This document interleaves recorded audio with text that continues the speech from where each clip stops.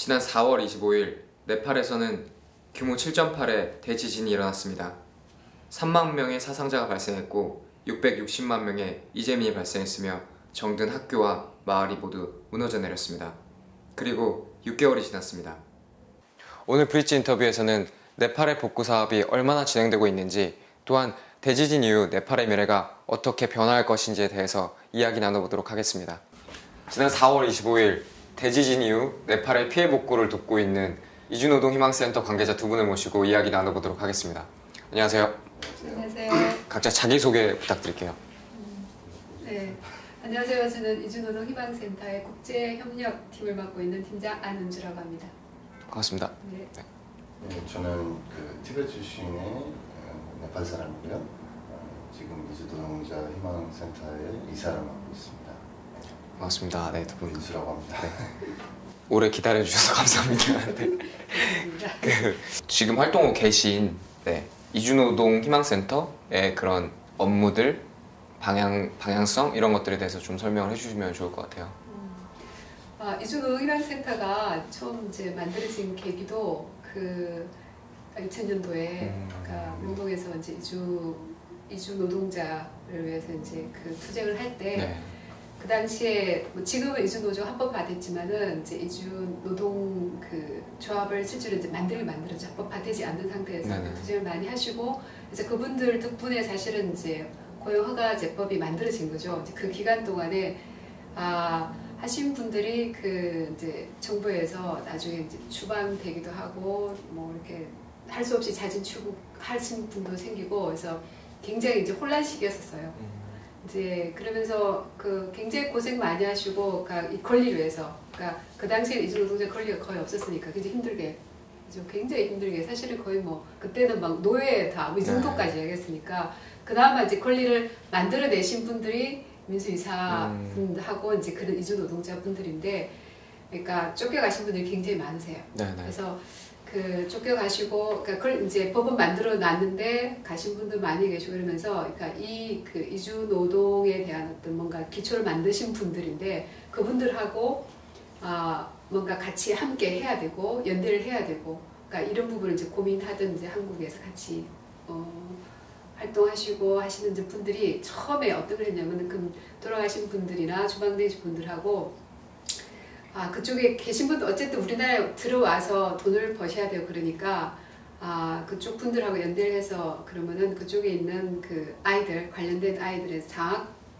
제도를 한번 만들어 보자 해서 처음에 이제 이주 장학회를부터 시작했어요. 그래서 그러니까 몇몇 떠치는 분들이 이제 그분들과 연대해서 하면서 이제 어떻게 됐냐면은, 그러면은 어쨌든 우리나라에 이제 송출국 나라가 한 15개 되는데, 그쪽에 아이들이 학교 못 다니는 애들도 있고 노동 때문에 이제 그런 걸 했을 때, 그러면은 한두 사람의 장학금으로 하는 게 아니라 좀 더 넓혀보자 해서 학교를 만들어보자 이렇게 하게 됐죠. 그래서 추방당하거나 가신 분들 그 나라에서도 또 이렇게 NGO 형태 단체를 만드는 작업을 하고, 한국에 그러니까 저희 이 이주노동희망센터를 만드는 분들하고 해서 같이 이제 연대를 해서 그 과정에서 학교를 이제 만드는 걸 일단은 논의를 해서, 그러니까 이걸 중심으로 해서 이제 좀 이렇게 센터가 만들어지는 모양을 이제 구축하게 된 거죠. 그래서 그러면서 방글라데시로 추방되신 분, 그러니까 이주노조 위원장 하셨던 분들, 뭐 부위원장 하셨던 분들, 그다음에 네팔에 가신 분들, 필리핀 가신 분 계신데, 그러면서 계속 만나고 하면서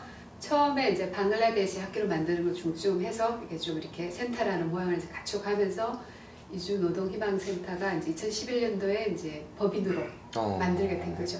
이렇게 하면서 이 국제연대, 사실은 이제 이주노동 교환한 이주노동자들하고의 이제 중심적으로 활동을 시작하게 되면서 나라의 학교를 만드는 것, 그러니까 핵심 이제 어떻게 겉으로 보이게는 이제 학교 만드는 것부터 해서 이제 집중하게 되면서 같이 연대체, 연대단체, 그러면서 사업을 시작하게 된 거죠. 그 이후 이제 다양하게 사업의 영역이 넓혀졌는데, 처음에 이제 그렇게 시작된 거죠. 법인 설립 5년 차 지금 되시는 거고. 그죠. 11년도니까 이제 만으로는 한 4년에. 약간 되게 신생 단체라고 볼 수 있습니다. 그리고 주요한 사업은 학교 만들어주는.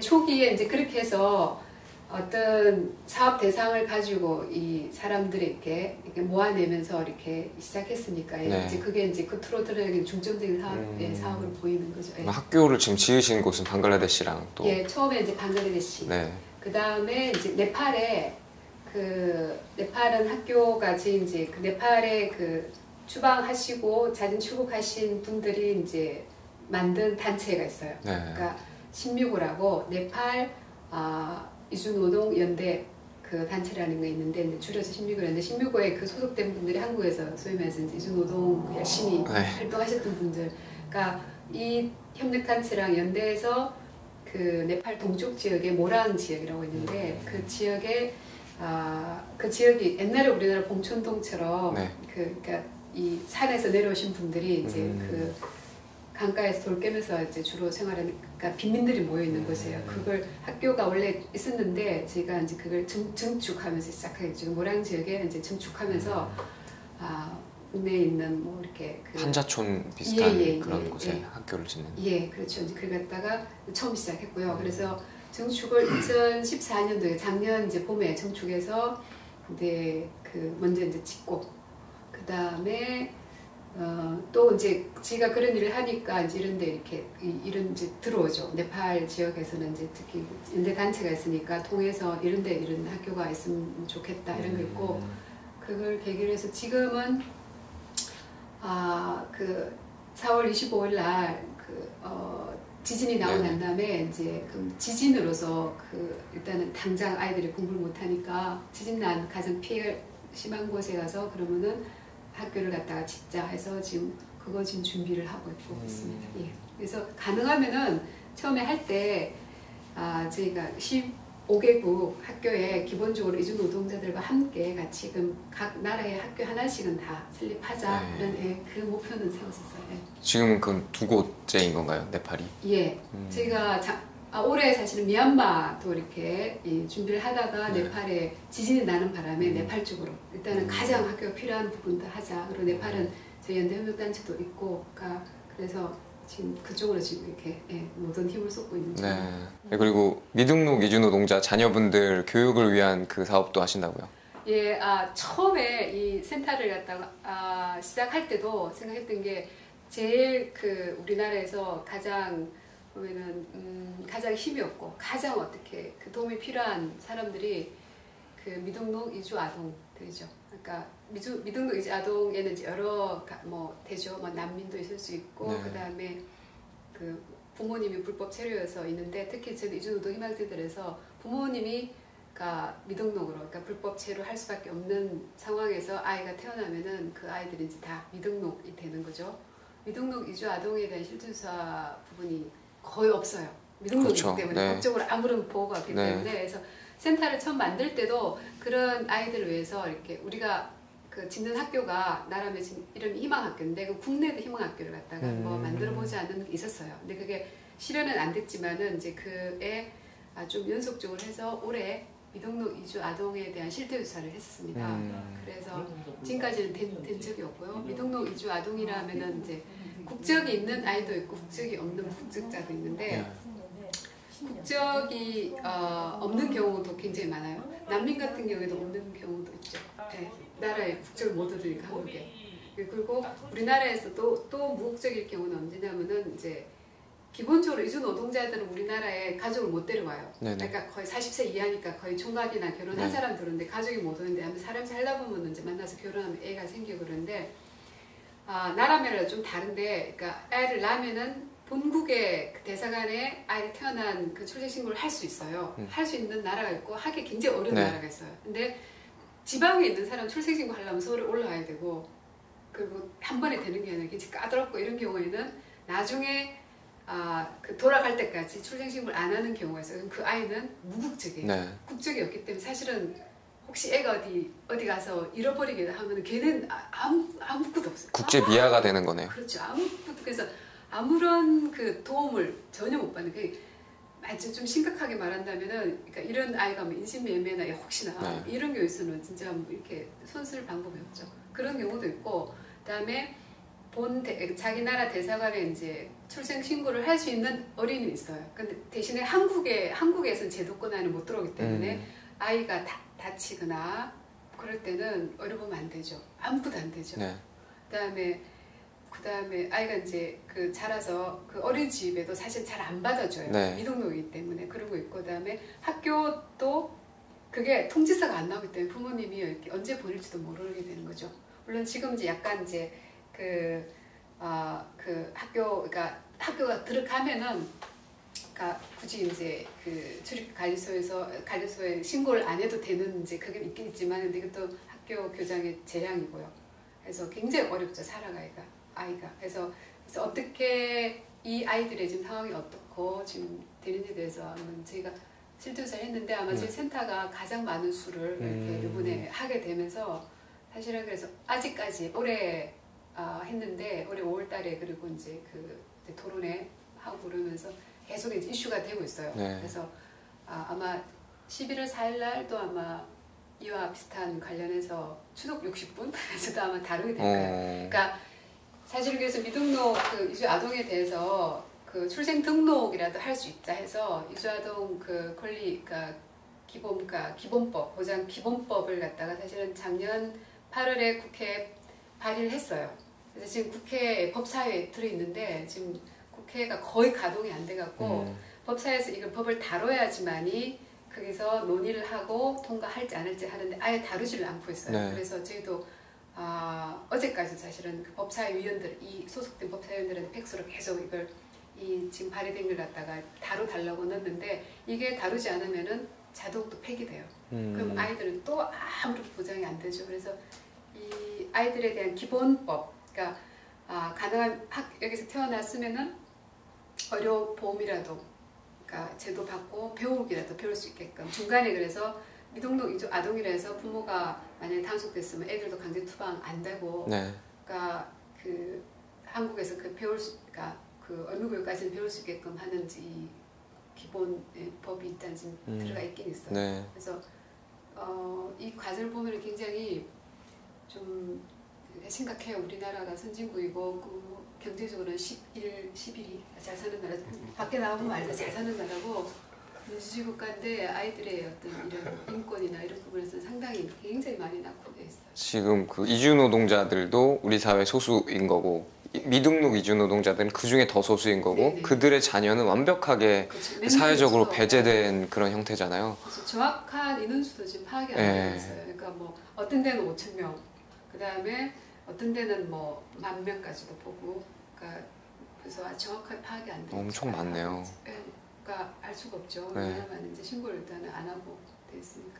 그러니까 힘든 경우가 상당히 많아요. 그러니까 가서 직접 인터뷰를 하고 했는데, 나이가 좀 많은 애들, 그러니까 한 유치원 애들, 그 다음에 초등학교 애들은 한국에서 자랐기 때문에 자기가 한국 애인 줄 그렇죠. 알아요. 그러니까 본국 말보다는 한국말을 훨씬 잘하고, 어린이집이나 학교 다니는 애들은 그냥 자기가 한국 애고, 그 다음에 부모님들도 이름도 한국 이름으로 지어주는 경우가 많아요. 그 다음에 그 부모님이 김연아를 좋아해서 이름을 연아로 지은 애가 있고, 그 다음에 또 그러니까 그 이름 태양이도 있고, 그러니까 그런 식으로. 그리고 그 아이들은 자기는 한국인이라는 정체성을 가지고 있는데, 이제 학교 가면은 이제 외국이라는 걸 느끼게 되면서 아이들에게 심리적인 어떤 여러 가지 영향이 굉장히 많고, 이런 부분에서도 중요한 부분이 많고, 그다음에 어떤 경우에는 그 지역에 그 단속이 나와서 가끔 이렇게 잡히는 거 보니까 경찰관 보면 되게 두려워하기도 하고, 여러 가지 힘든 점이 되게 많아요. 그래서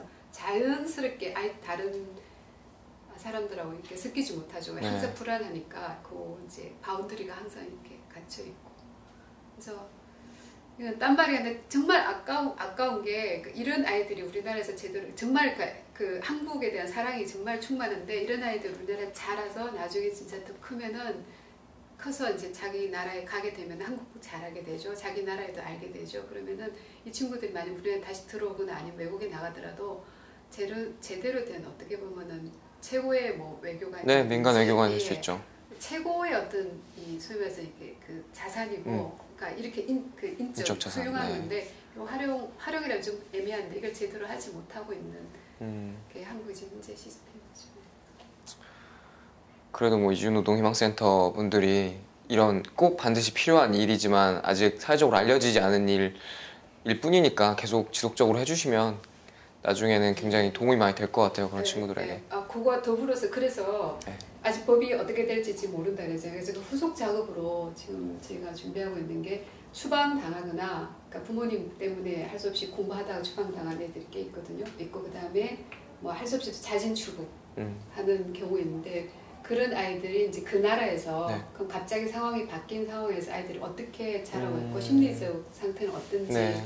그 실태조사를 지금 계획을 하고 있어요. 그래서 그 부분도 전혀 안 되고 있으니까 네. 되고 있으면은 한국의 아이들이 그러니까 이 부모가 추방된다고 해서 아이들을 그러니까 자기 나라로 본국을 보내는 게 이게 정말 제대로 하고 있는지 한번 생각해보는 네. 기회가 될 수 있을 거예요. 그 후속 사업도 앞으로 계속 나오겠네요. 뭐 심리 상담이라든지 이런 네, 것들도. 한번 해보려고 그래요. 열심히 하고 있는 거죠. 네네.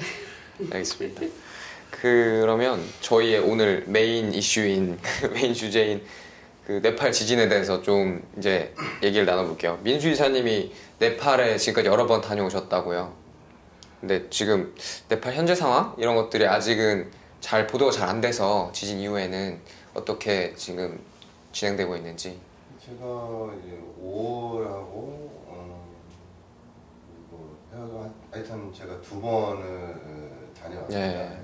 연이어 2번을 다녀왔고 대략 이제 한 1억 원 정도를 이제 전달을 하게 됐습니다. 네.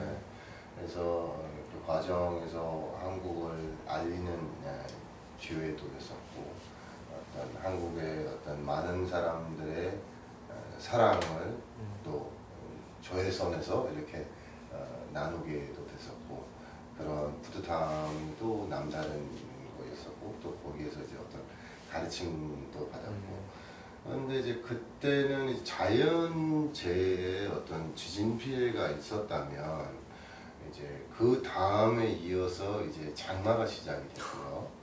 이제 장마 이제 끝나니까 이제 복구가 조금 이제 진행될 것 같다 그러니까는 이제 정치적 어떤 불안정한 상황에서 어떤 그 헌법이 예. 이제 만들어졌어요. 예. 이제 그 헌법 만들어주는 과정에서 이제 자치가 필요하다라는 데가 이제 생긴 거죠. 이제 다 한꺼번에 넣을 수가 없으니까 그 과정에서 어떤 이제 정치적 분열이라고 그럴까 네. 어떤 그런 게 생겨서 이제 거기에 이제 뭐 딱히 이렇게 잘라서 뭐 인도가 개입했다라고 표현할 수는 있을 수도 있고 없을 수도 있겠지만 어쨌든 간에 큰 그림을 봤을 때는 이제 국경을 막아버렸어요. 인도가 국경을 막아버리니까 이제 석유, 네. 이제 가스, 기름 이 모든 것이 이제 안 들어오게 되니까 이제 국가가 마비가 되어버리는 거죠. 지금 이제 한 달 반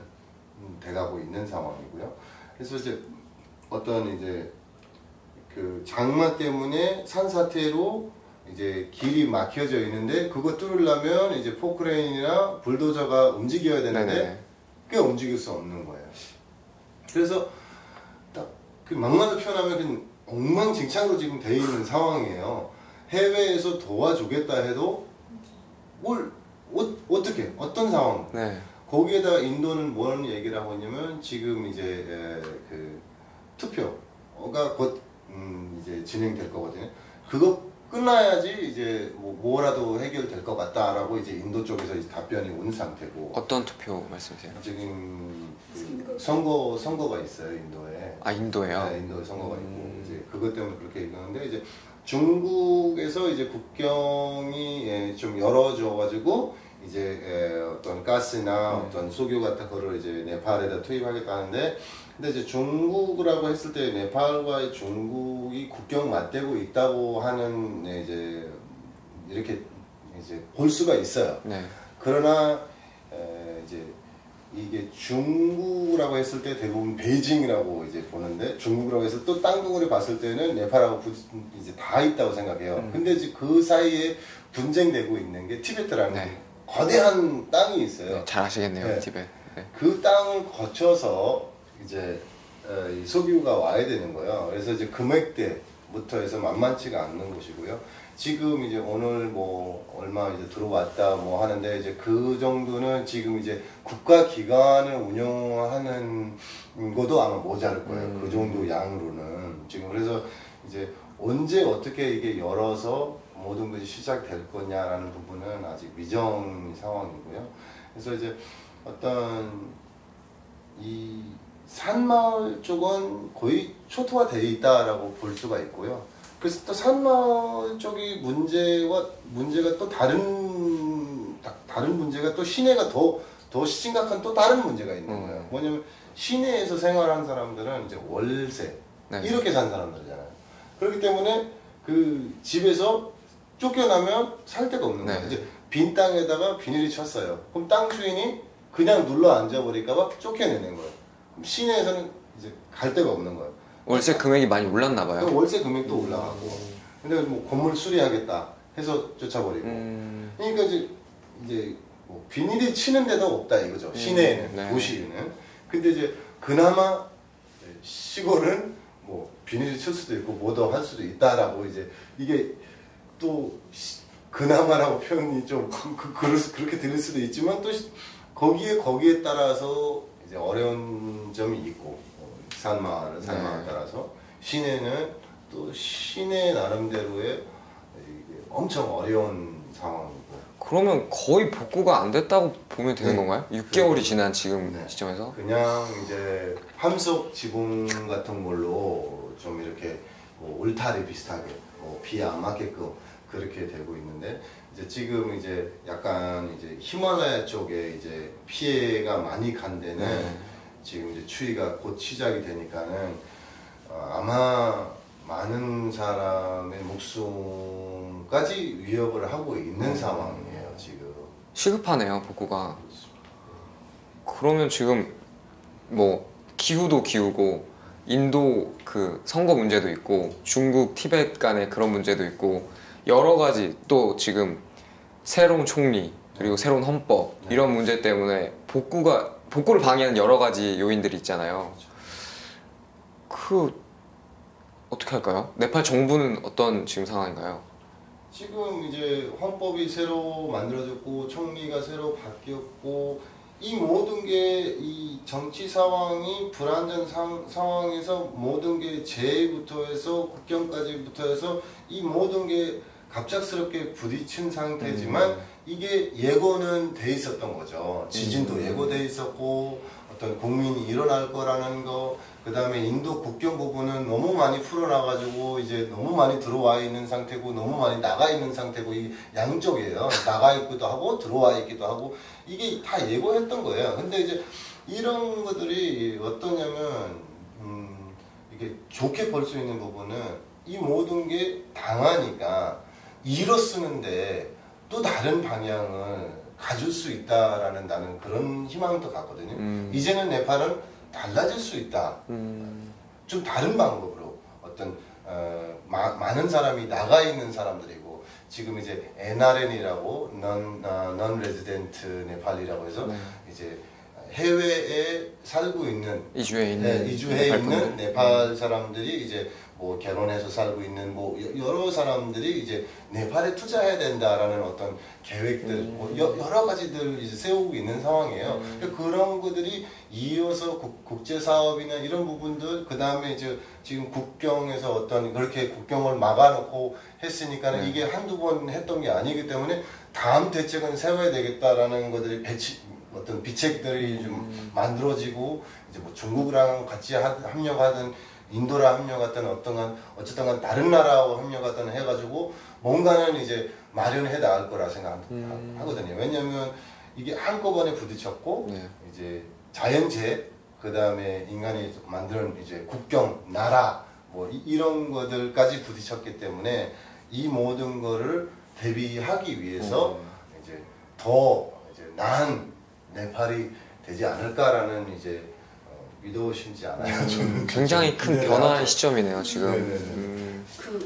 제가 네팔에 있을 때 9월 20일 헌법이 만들어졌는데, 그러니까 그 분위기는 말씀하신 대로, 그러니까 약간 그 미래에 대한 어떤 기대 이게 굉장히 많았었고요. 또 한 가지는 그러니까 한국으로 이주 노동자 들어오기 위해서 치는 시험이 있어요.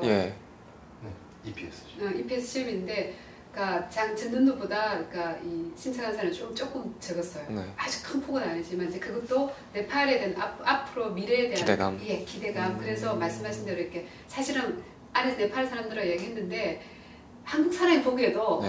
그러니까 정말 그냥 아주 그냥 좀 그냥 그런 식으로 본다면 발전에 무궁무진한 나라예요, 사실은.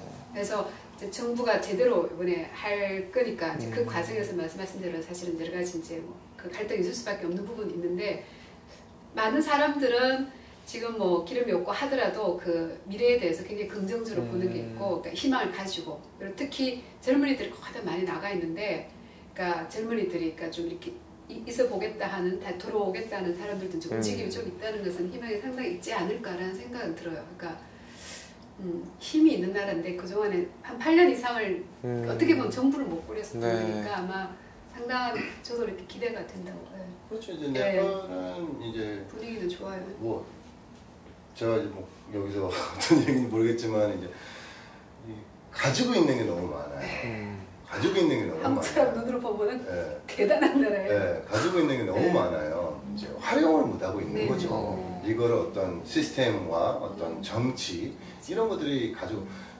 뭐 사카모니 이제 부처님이 태어난 나라고 뭐 에베레스트가 거기 있고 세계에서 제일 물 많은 이제 먹는 물 많은 2위로 나오죠.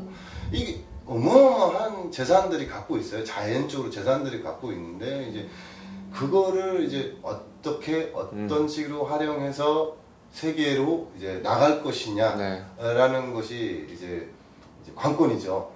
근데 이제 뭐 60년대, 50년대 한국에 옥수수 가루를 보낸 나라인데 지금 세계 제일 가난한 나라 메디콘으로 네.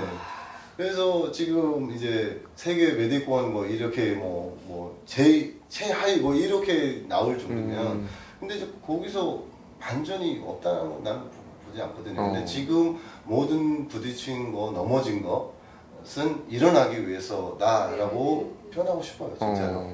파이팅하고 싶어요.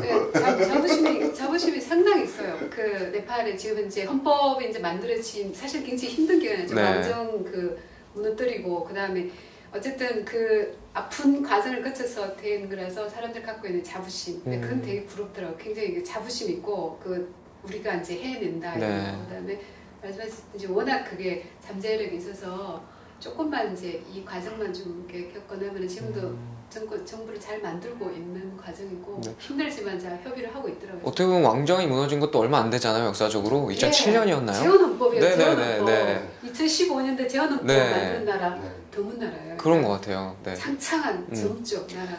굉장히 네팔에 피해 복구가 어렵다는 상황적인 그런 위기가 있지만 저 지금 그 이사님이 말씀하시는데 눈빛에서 막 희망이 젊은이들이 맞아 이런 눈빛이에요. 깜짝 놀랐어요, 저.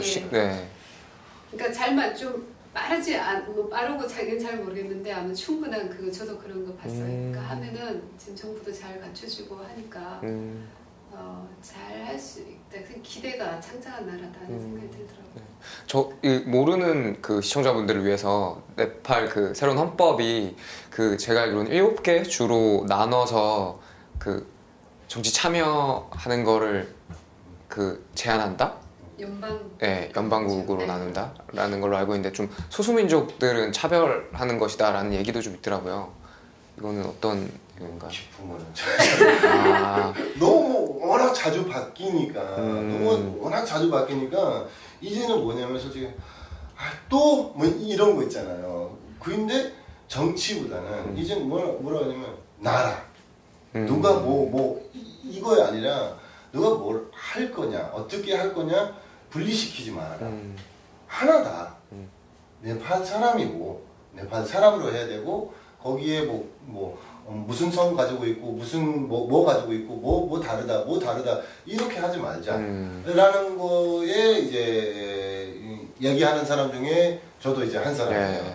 저도 이제 예에서 따지면 이제 아버님 쪽은 티베트에서 넘어온 사람이기 때문에 또 분리시키면 또 다른 쪽으로 분리시켜야 되는 거죠. 그런 식으로 아니라 이제 좀 이렇게 통합을 하자.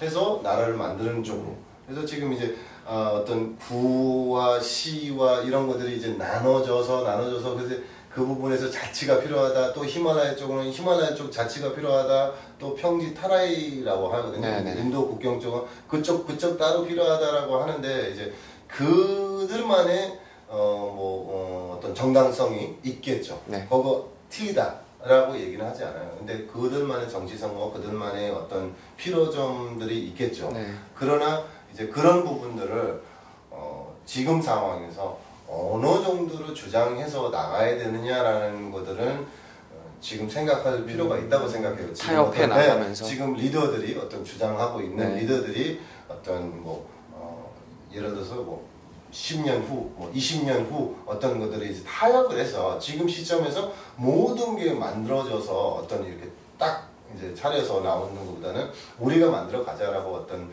그런 네고시해서 나라 만드는 쪽으로 좀 어떤 없는 사람, 그 다음에 없는 사람뿐이 아니라 어떤 나라 기반 이거를 좀 세우는 쪽으로 네. 가야 된다고 보거든요. 새로운 총리가 올리 총리였나요? 네. 올리. 그 다음에 이제 여자 대통령. 여자 대통령. 네. 네팔에서는 정말 나오기 힘든 국방장관 했는데 네. 그 정도야. 나오기. 재헌법도 딱 마련이 됐고 네. 이번 시점에서 그러면 서서히 뭐 네팔이 일어나겠네요. 그렇죠. 기름이 없고 국경이 막았는데 그래도 대통령이 바뀌잖아요. 그렇죠. 잘하고 있는 거죠. 네네네. 알겠습니다. 그러면은 정치적으로는 이제 새로운 시작인 거고 그 앞으로 복구해야 할 이런 네팔의 지금 현재 상황에 대해서 이제 좀 살펴보면 될 것 같아요. 그 팀장님이 네팔에서 찍어온 사진 있으시다고요? 네네.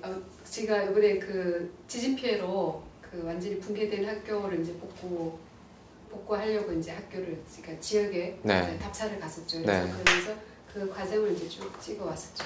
그럼 사진 보면서 이야기 좀 네, 해주시죠. 네. 네.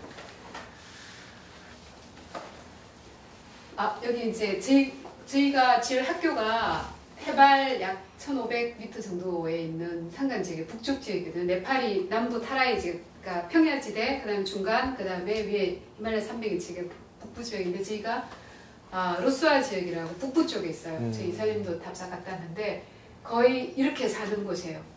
그러니까 이 산간 지역이죠. 해발 한 1,500, 그러니까 거의 계단식 논으로 이렇게 돼 있는 이렇게 그 산간 지역인데 이제 이게 산사태로 무너진 지금 거의 다 지금 많이 무너져 있는데 특히 북쪽 지역이니까 산이 많아서 그 이 지진으로 해서 무너진 데가 많아요. 그러니까 저희가 가는 곳도 사실은 지금 현재 이렇게 산들이 많은 곳에 산들이 여러 곳에 이렇게 무너져 있거든요. 그래서 자동차가 이렇게 접근하지 못하는 지역이에요. 네. 예, 그러니까 이런 곳에 사는데 산이 무너졌으니까 산하고 차단돼 있죠.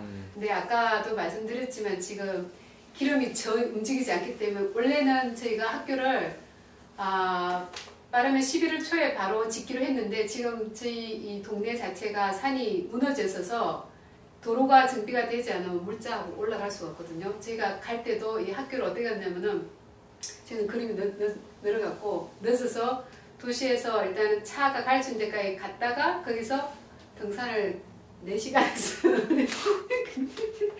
그러니까 빨리 가면 한 2시간 정도 가는데 한 3-4시간 걸려서 가는 지역, 그러니까 그 지역이거든요. 그래서 막혀 있어서 지금 기름이 없어서 지금 길이 안 뚫리면은 잘하면은 올해 학교 못 치울 수도 있는 상황이 지금도 막혀 있는 상태で보시면은 올라가는 길에 거의 주민들이 보면은 이거는 이제 벼하고 초살이라 그러는데 그러니까 벼농사하고 계란식으로 해서 벼농사하고 초살 농사를 주로 지으시는데 부부가 이렇게 지금 이제 풀 베고 있는 작업 산 올라가면서 마을 가면서 만난 분들이고요. 이제 올라가면서 그쪽에 지진 피해가 상당히 심했거든요. 집들이 아직도 무너져 있는 상태, 물자들이 못 올라가고 그러니까 거의 복구가 안 된 상태였어요. 그러니까 무너진 게 굉장히 많습니다. 마을들이 지금 무너져서 거의 다 이 특징이 돌들이 굉장히 이렇게 현무암처럼 되게 얇아요. 주로 이런 돌로 이렇게 거의 다 집을 짓거든요. 뒤에 보시면 그래서 거의 다 이렇게 다 무너져 있어요. 무너졌는데 아직까지 뭐 이렇게 거의 복구를 못 하고 있더라고요. 아직도 이 마을이거든요. 무너진 데 그대로 있는 거. 그러니까 산간 지역은 지진으로 인해서 무너진 곳이 굉장히 많고요. 아직까지 복구를 거의 못 하고 있고. 가니까 그러니까 지금 약간 직접 이렇게 손으로 이렇게 복구를 하려고 하고 있는 곳이 있었습니다. 이제 여기가 이제 저희가 가는 학교, 예, 학교도 완전히 붕괴됐거든요. 예, 여기가 학교 터예요.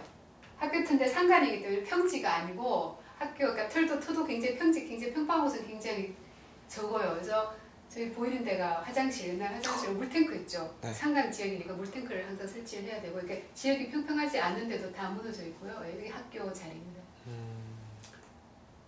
예, 학교 자리에 그러니까 임시 이제 천막을 일단은 이제 쳐고 이거는 학교로 쓰는 게 아니라 그 이 의료소로 네. 사용하고 있는데 이거는 아마 유니세프에서 아마 이렇게 이 천막을 되어 있나 봐요. 임시 학교인데요. 학교 완전히 무너지고 난 다음에 이곳은 학교가 완전히 무너진 상태에서는 그 안에서 지을 수 없어서 옛날에 구 학교 있던 자리에다가 임시로 양출로 있죠. 네. 된 거예요. 임시 이제 동을 지어갖고 임시로 이렇게 슬레이트로 지으셨네요. 예, 양출로.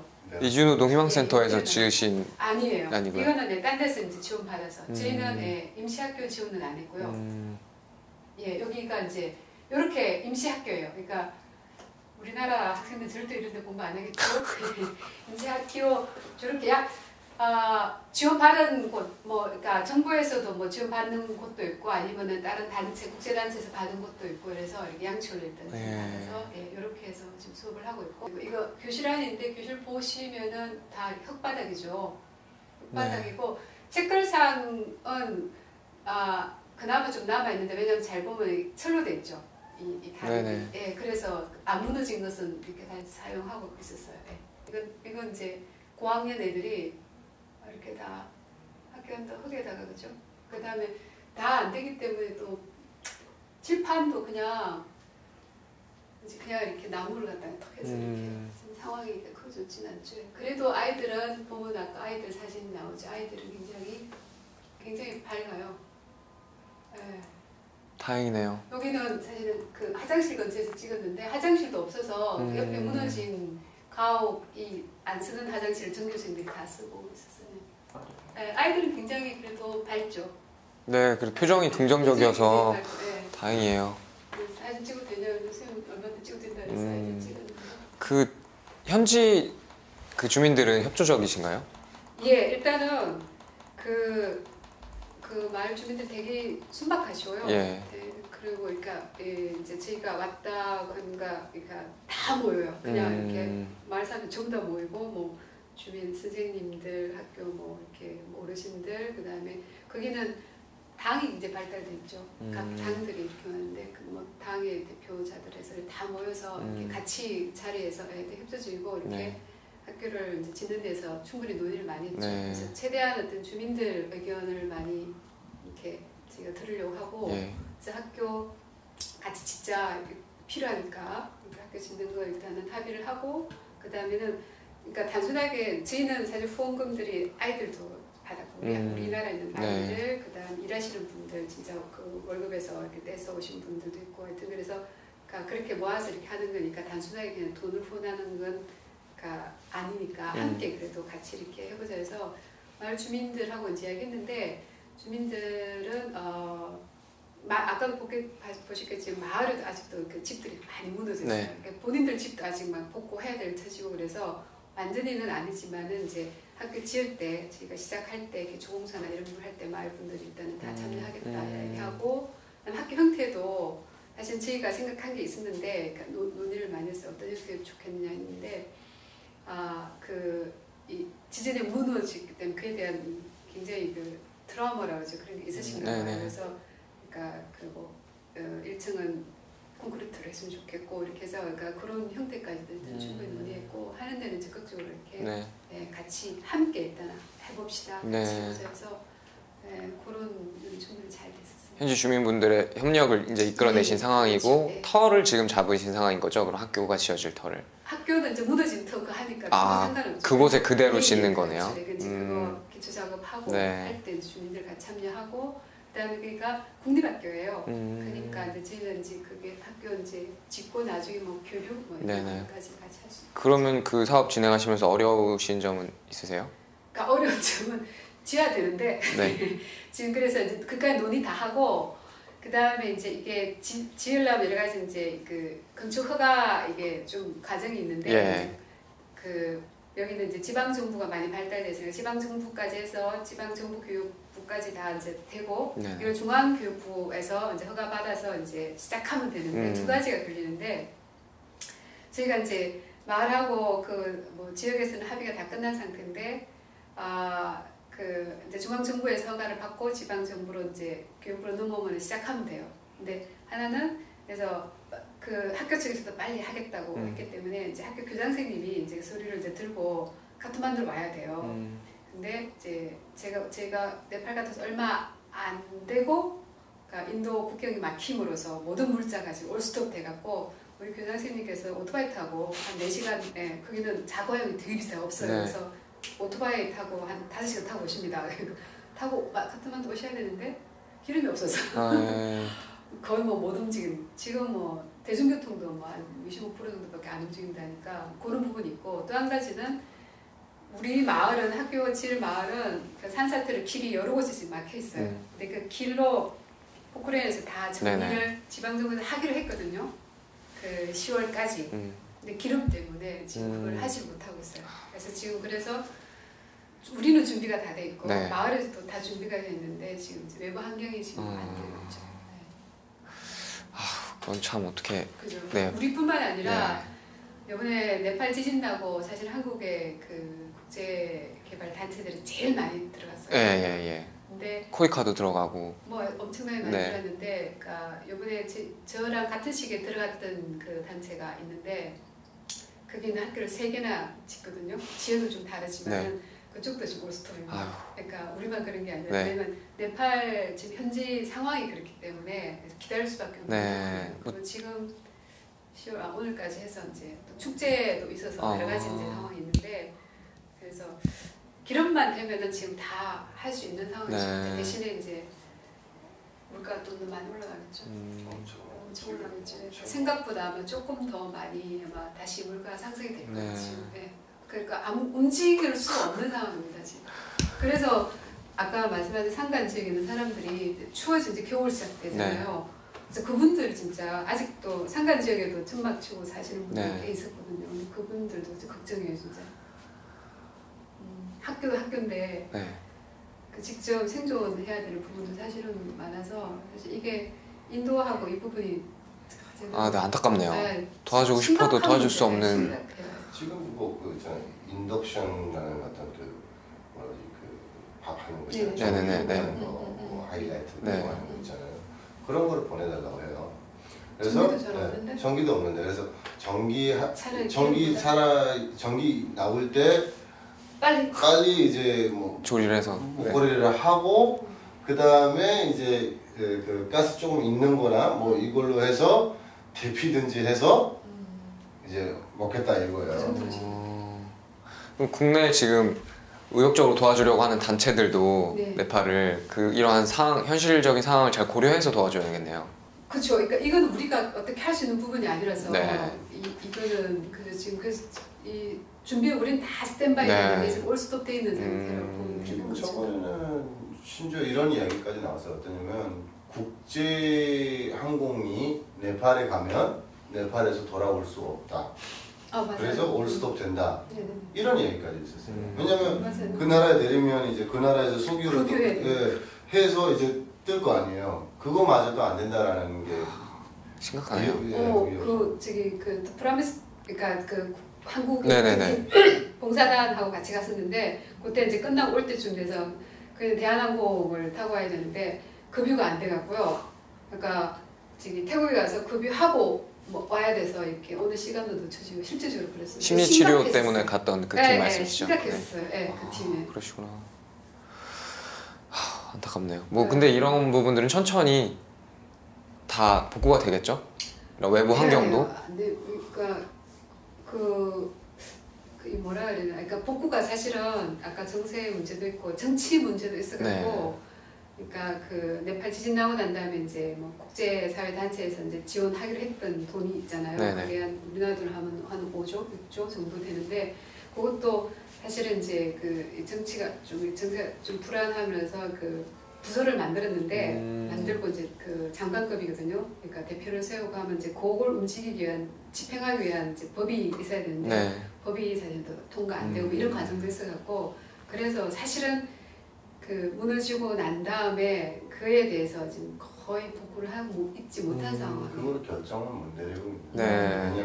그래서 이제 급하게 이제 헌법을 이제 통과시키려고 했었던 건데 이제 헌법이 없으니까 이게 어떤 근거로 이제 그걸 해야 돼 기준이 없으니까 해야 된다라는 게 있었어요. 그래서 이제 그 헌법을 통과 이제 하려고 하고 하다 보니까 또 이제 분열이 이제 시작이 된 거죠. 이제 자기 자리를 지켜야 되니까 네. 자기 이자를 내 이자 뺏기면 안 된다라는 거에 대한 이제 정치인 오는 나라도 마찬가지겠지만 새로운 총리의 그 임무가 막중하네요 지금. 근데 네. 기대는 많이 하고 네. 잘 해야죠. 그러니까 인도하고 이제 그 문제만 조금 되면은 참 잘 할 수 있는 상황입니다. 예. 그러면 네팔의 피해 복구가 이제 점차적으로 이루어지는 건 이주노동센터의 학교가 어떤 속도로 지어지느냐를 보면 알 수 있겠네요. 네네네. 그렇죠. 그렇게 네, 딱 맞아요. 보면 알 수 있겠네요. 네. 네. 그렇죠. 그래서 저희들 항상 지금 네팔 쪽은 열어놓고 시시각각으로 보고 있는 거죠. 알겠습니다. 그러면 마지막으로 그 이런 단체분들 많이 이제 네팔을 도와주고 있는데 일반인들 단체에 소속되지 않는 일반인들 근데 네팔에 관심이 많고 네팔 복구에 좀 도움이 되고 싶다라고 하는 분들 어떻게 도와드릴 수 있는지를 좀 민수 이사님이 설명을 해주시면 좋을 것 같아요.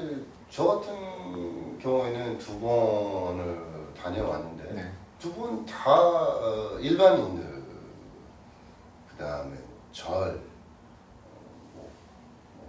쬐끄만 뭐 개인 단체 5만 원, 만 원 통장으로 보내준 사람 뭐 다양한 사람이었어요. 그거를 이제 일반이라고 보셔도 되고요.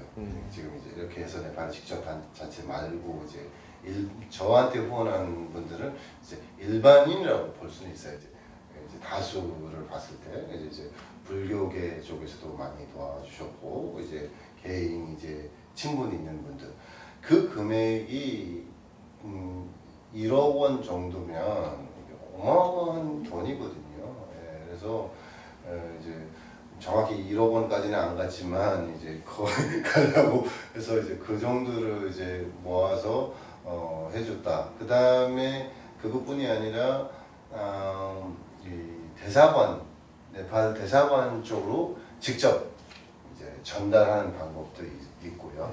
네팔 대사관에 직접 전달하는 방법도 있고 이제 또 이제 어떤 저희처럼 이제 이주 희망센터라고 이제 어떤 학교 사업이나 이런 데도 이제 회원식으로 해서 한꺼번에 아니기 때문에 더 부담 없이 이제 할 수 있고 또 저희 이제 단체 같은 경우에는 이제 정말 어디로 금액이 지출되고 있는지부터 해서 저희가 직접 이제 어떤 현장을 답사하고 이런 부분들이 어떤 너무 이제 어떤 철저히 되고 있는 상황이기 때문에 또 어디보다는 어쩌면 저희 단체가 저희 단체 입장에서 이제 저희가 여기 와서 얘기하는 저희가 제일 잘하고 있다, 괜찮고 있다. 저희 나름대로 철저하게 일단은 후원금이라는 거는 정말로 제자리에 가야 되는 게 중요하거든요. 네네. 현지인 어디에 필요하다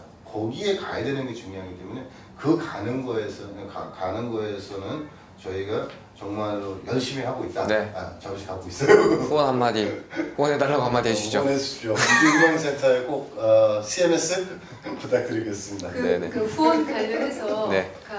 그 작은 단체, 그러니까 그 목적을 딱딱 갖고 있는 단체들, 자기가 생각하는 부분 단체들한테 그 후원을 하게 되면 내가 그러니까 쓰이고 싶은 곳에 원하는데 할 수도 있고 또 이렇게 투명하게 어떤 사업을 갖다가 이렇게 하는 곳. 그러니까 그런 데가 꽤 있거든요. 이제 그런 데 가서 이렇게 하게 되면은 그 자기가 생각하는 대로 되기도 하고 자기가 원하는 만큼 원하기도 하고 원하는 장소, 원하는 사람들한테 할 수 있기 때문에 그런 사실은 작은 단체들이 함께 또 모여서 잘 하니까 찾으면 권할 때가 상당히 많은 것 같아요. 굉장히 좋은 일을 많이 할 수 있습니다. 네. 큰 단체뿐만 아니라 작은 단체들에게도 관심과 후원. 다양하니까.